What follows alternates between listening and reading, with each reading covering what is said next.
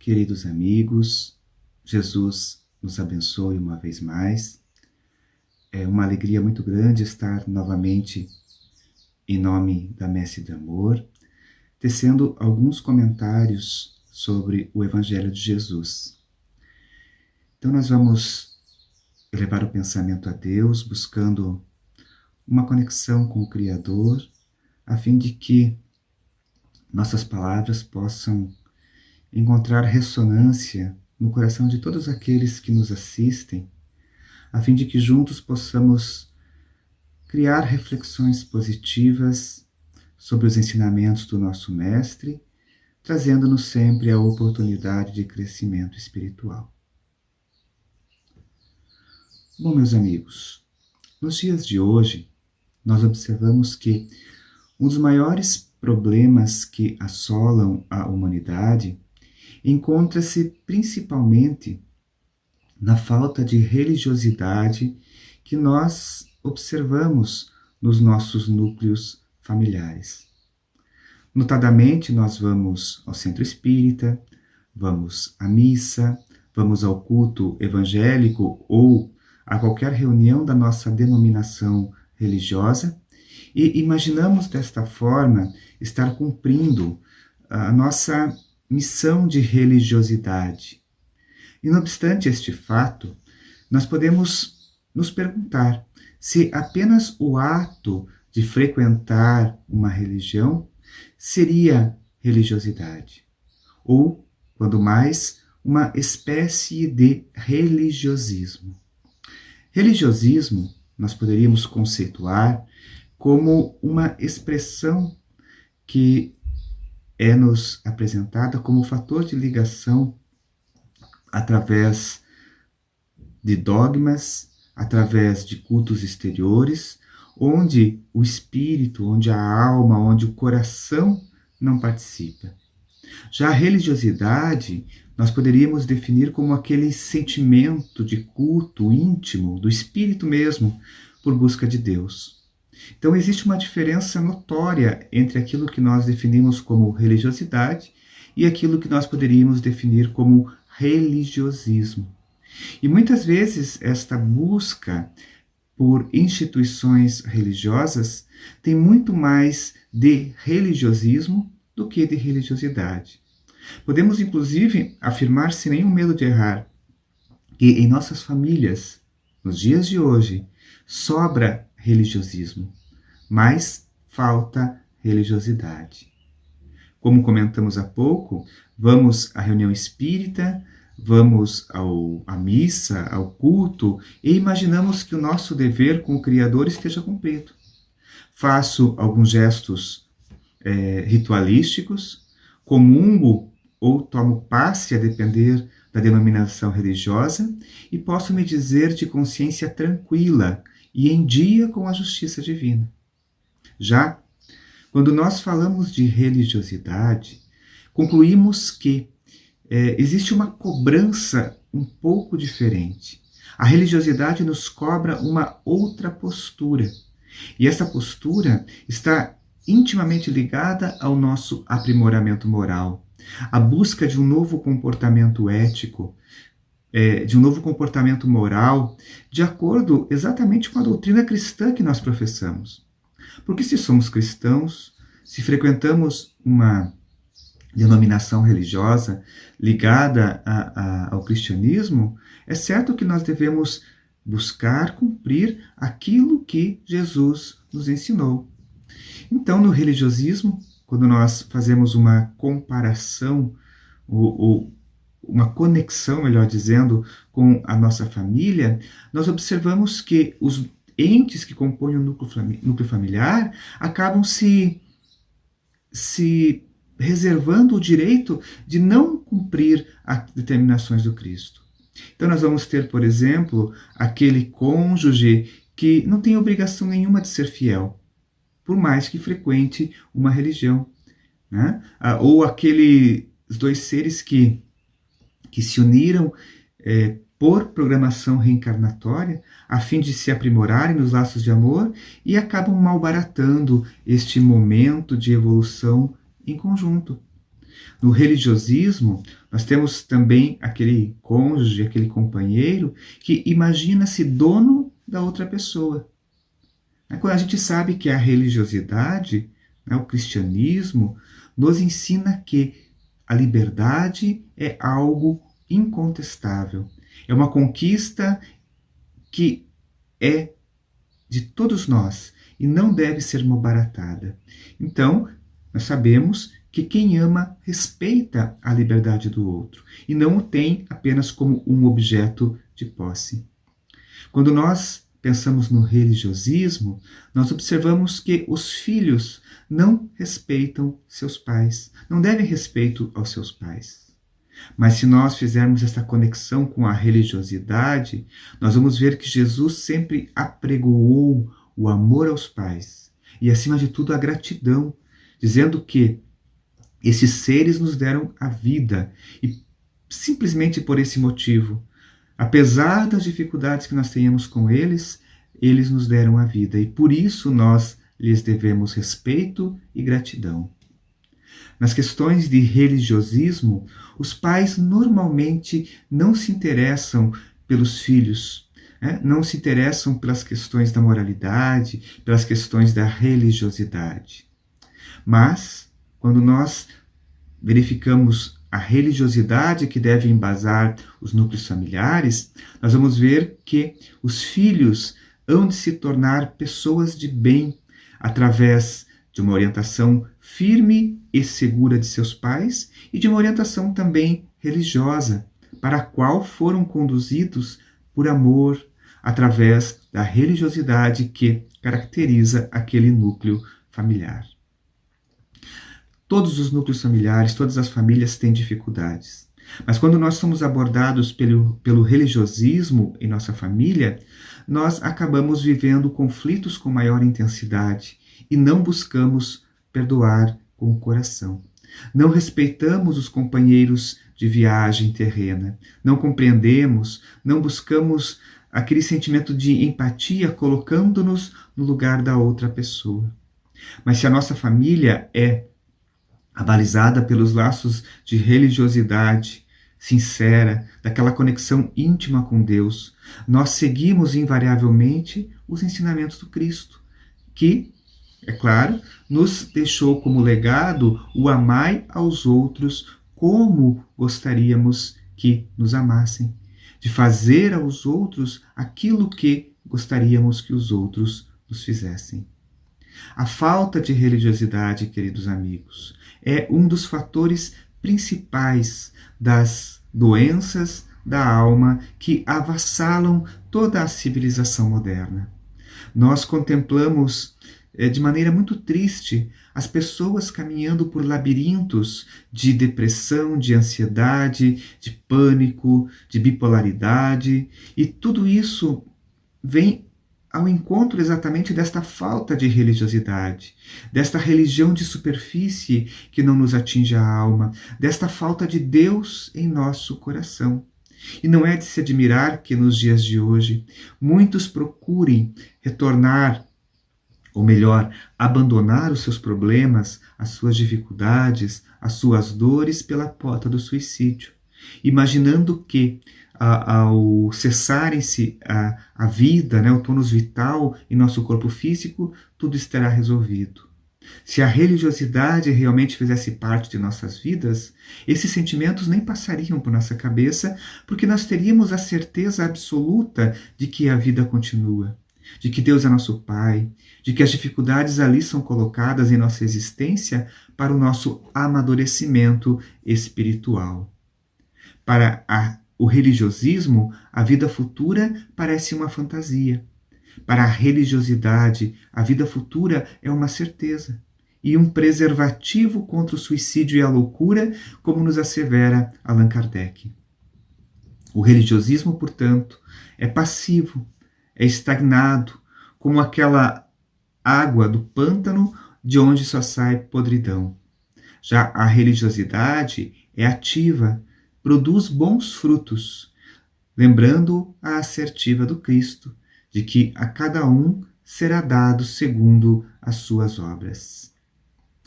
Quando nós recorremos a André Luiz, no livro Os Mensageiros, nós vamos ver que Aniceto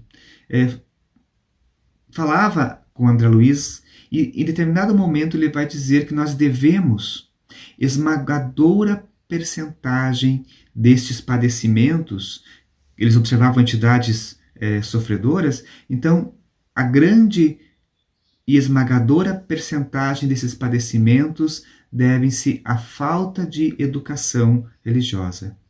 Continua ele dizendo que não se refere àquela educação que vem do sacerdócio, do culto institucionalizado ou da boca de uma criatura para os ouvidos de outro. Ele fala que refere-se à educação religiosa íntima e profunda que o homem nega sistematicamente a si mesmo. Não seria o que nós estamos falando até aqui? Nós temos nos dias de hoje muito desse religiosismo, que é essa educação religiosa de superfície, que não fala ao coração, mas temos muito pouco da religiosidade, que é esta educação para que efetivamente nós possamos nos ligar ao Criador. No livro Consolador, agora é Emmanuel quem diz, na questão 292, foi interrogado esse espírito em que sentido nós deveremos tomar o conceito de religião. O que é religião? Porque nós falamos de religião, alguns dizem que espiritismo é religião, outros dizem que espiritismo não é religião, mas qual é esse conceito que nós devemos ter de religião? E Emmanuel, com muita sabedoria, vai dizer que religião para todos os homens deveria compreender-se como o sentimento divino que clarifica o caminho das almas e que cada espírito aprenderá na pauta do seu nível evolutivo. Vejam que esta assertiva de Emmanuel nos alerta que não devemos criticar a forma como as outras pessoas expressam a sua religiosidade, ou o seu religiosismo, ou a sua ligação com religião, porque cada espírito vai aprender esta ligação com o Criador de acordo com o seu nível de evolução. Então, se para uns basta um pensamento para estar ao lado do Pai, para outros são necessários cultos exteriores, são necessárias diversas alternativas que possam fazer esta ligação com Deus. Mas ele diz que a religião em si, aquela religião com R maiúsculo, é este sentimento que nos liga a Deus, que clarifica o caminho das almas.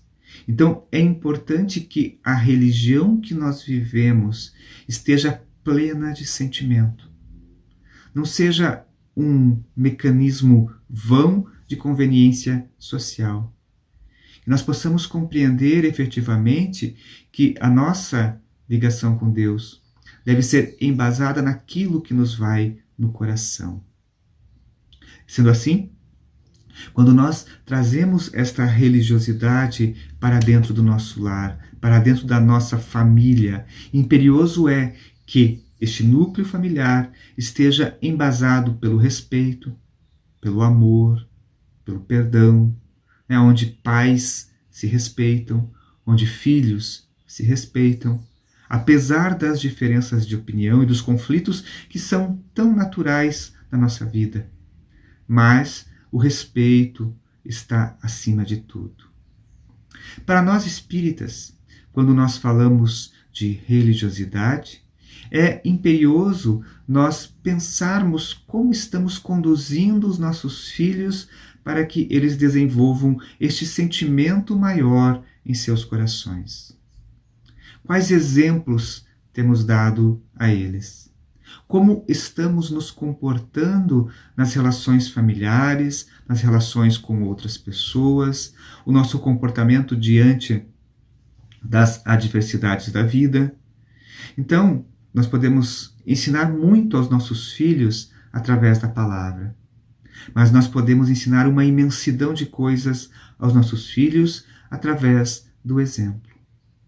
E a doutrina espírita nos traz um ferramental fenomenal para que nós possamos preparar os nossos filhos para que sejam pessoas de bem.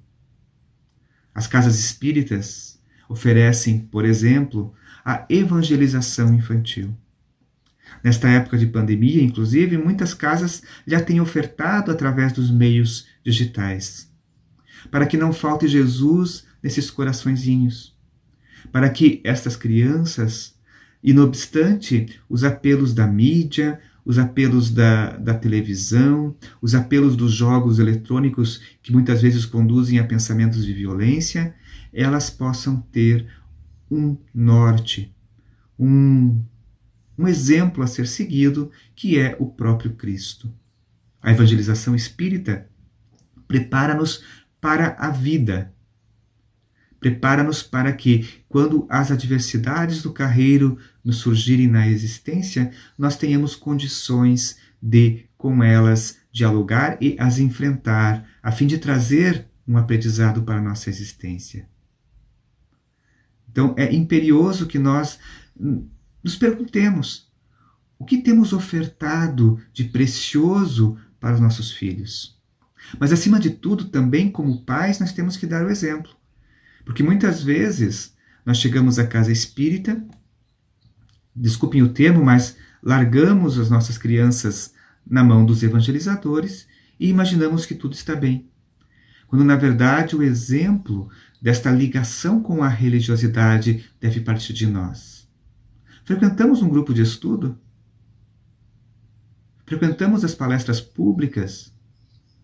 Hoje, diversas casas, apesar das atividades estarem suspensas, diversas casas realizam atividades de palestra pública, de exposição do Evangelho online. E, muito importante, nós estarmos ligados, convidando nossos filhos, inclusive, para assistirmos juntos estas palestras, comentando pontos na intimidade do lar, como se fosse um estudo do Evangelho, pontos que o expositor nos apresenta. Então, é um momento de aprendizado. Diversas casas também estão oferecendo cursos aos frequentadores através das plataformas online. Então, é muito importante que nós aproveitemos estas oportunidades de trazer o centro espírita para dentro da nossa casa. Quantas oportunidades de nós exemplificarmos a nossa religiosidade às crianças que compõem a nossa família através de atitudes de caridade, trabalhando em prol do próximo. Então não nos falta ferramentas para ensinar o amor aos nossos pequenos. Não nos falta ferramentas para que nós possamos exemplificar sentimentos de religiosidade às nossas crianças.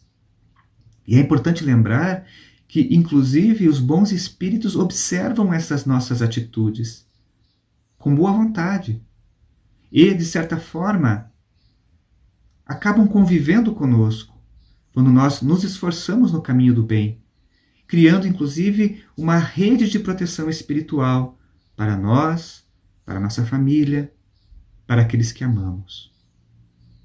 E esta rede se intensifica, inclusive, quando nós aproveitamos esse sentimento de religiosidade na família e realizamos o estudo do Evangelho no lar. Um estudo simples, uma prece, uma leitura de uma página edificante, a leitura de uma página do Evangelho segundo o Espiritismo, comentários a respeito daquilo que foi lido. E dessa forma nós convidamos os espíritos bons para participarem daquele momento. Podemos colocar uma água que será fluidificada através desses benfeitores e encerramos com uma prece simples, tal qual os primeiros cristãos realizavam logo após a partida de Jesus, convidando os bons espíritos para estarem conosco dentro do nosso núcleo familiar. É interessante observar que nesses momentos os espíritos nos ajudam. Nos ajudam. Inclusive na leitura do Evangelho, quantas vezes aquela página vem bem ao encontro daquilo que precisávamos. O espírito Hilário Silva conta que João, uma figura, estava muito contente e muito feliz porque ele tinha realizado negócios que lhe proporcionavam um lucro imensurável nas suas contas bancárias. João acreditava em Deus, mas certa feita, por conta de grandes dificuldades que a instituição que ele frequentava estava passando, ele foi convidado a fazer uma doação para aquela instituição. E aquela doação era praticamente inexpressiva diante dos bens que ele havia amealhado aqui na terra. Mas pensava ele, eu já fiz tanto, dou alimentos, roupas, ajudei na construção do prédio desta instituição.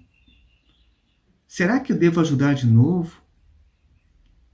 Preciso guardar para os meus filhos, preciso construir uma poupança para o futuro. Mas João resolveu consultar o Evangelho para sanar aquela grande dificuldade. Pegou o Evangelho de Jesus, abriu-o ao acaso e, pasmem, queridos amigos, ele leu muito contrariado. Não ajunteis tesouros na terra, onde a traça e a ferrugem tudo consome, e onde os ladrões minam e roubam. O pobre do João levou um choque. Não, que é isso? Devo ter sido influenciado pelos espíritos do mal. Querem me fazer realizar algo que não está nos meus objetivos. Mas João fez uma prece muito fervorosa.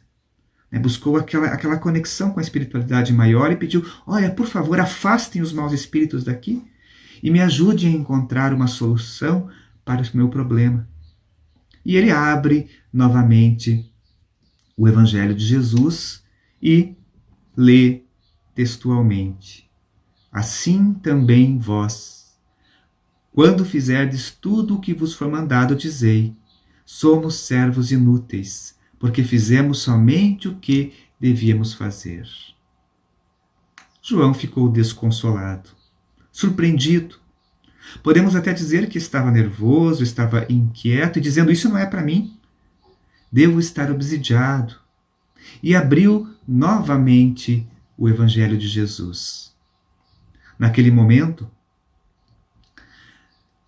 como que um susto lhe toma conta da alma. Sentiu as suas mãos gelarem, os seus pés adormecerem, um ligeiro torpor lhe tomou conta da alma. Imaginou que fosse desmaiar quando ele contempla as seguintes palavras na terceira vez que abre o Evangelho e dizia assim, louco, esta noite pedirão a tua alma, e o que tens juntado, para quem será? João tremia. Pobre coitado do João. Mais do que depressa, procurou os companheiros de ideal e, no lugar de doar a quantia que havia sido pedida, doou o dobro, pensando na sua mente que era melhor, na dúvida, não arriscar. É assim que nós somos influenciados pelos bons espíritos no Evangelho em nosso lar, através de leituras edificantes.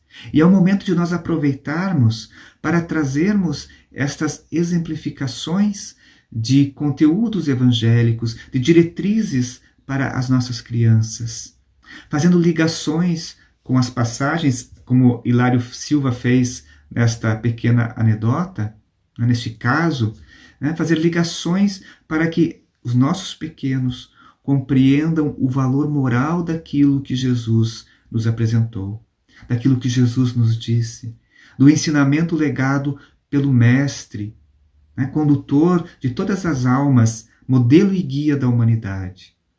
Então, nós temos, vejam, algo que é um tesouro inestimável, os ensinamentos de Jesus.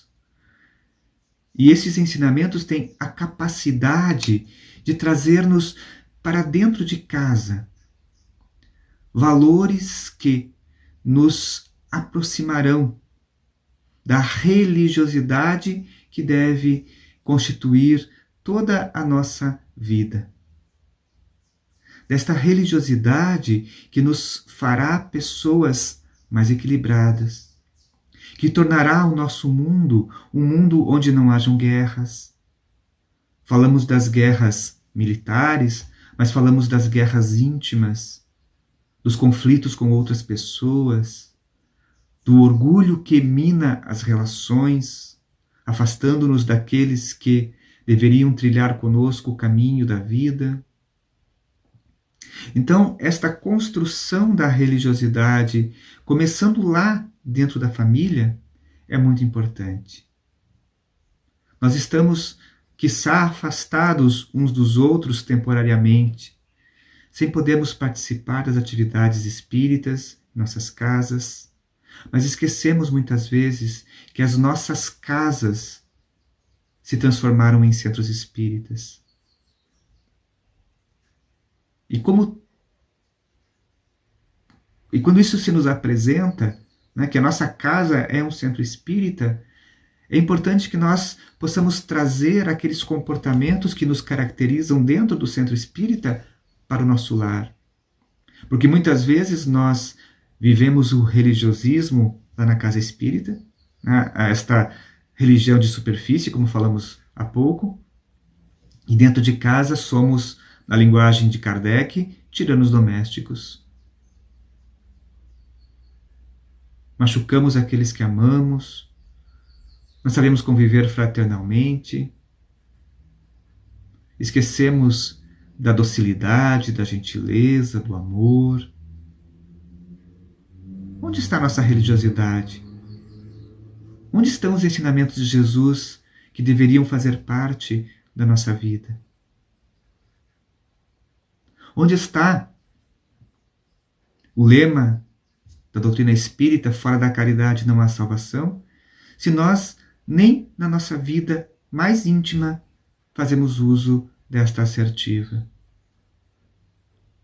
Então, meus queridos amigos, minhas queridas amigas, o convite que nós queremos fazer é para que nós possamos trazer Jesus para dentro do nosso lar, vivendo este sentimento de religiosidade com intensidade na nossa casa, prevenindo assim, inclusive, a entrada dos inimigos do bem, das drogas que tantos jovens arrebatam, do alcoolismo, que tem feito tantas vítimas nos dias de hoje, dos vícios físicos, mas também dos vícios morais, como o desrespeito, a depressão, o egoísmo, das doenças da alma, como a depressão, o suicídio, da destruição dos núcleos familiares, quando vivemos separados dentro de uma mesma casa, divididos, e asseverava-nos já Jesus que toda casa dividida ruirá. Então, que a religiosidade apresentada pelo Cristo, vivificada pela doutrina espírita, possa fazer lugar em nossas vidas. Possamos trazer Jesus, para dentro do nosso lar, para dentro de nós mesmos, vivendo com intensidade tudo aquilo que o Mestre Jesus um dia nos deixou como ensinamento. Nós encerramos esta nossa breve conversa fazendo votos de que Jesus, neste dia, esteja presente no lar de todos nós. Sejamos mais dóceis, mais gentis, mais amoráveis. Façamos de cada ato uma prece e possamos, neste dia, trazer todo o sentimento de religiosidade para dentro da nossa casa, buscando Jesus, o reino de Deus, com a certeza de que tudo o resto nos será acrescentado por acréscimo da misericórdia de Deus. Que Jesus nos abençoe uma vez mais. Muito obrigado a todos pela atenção.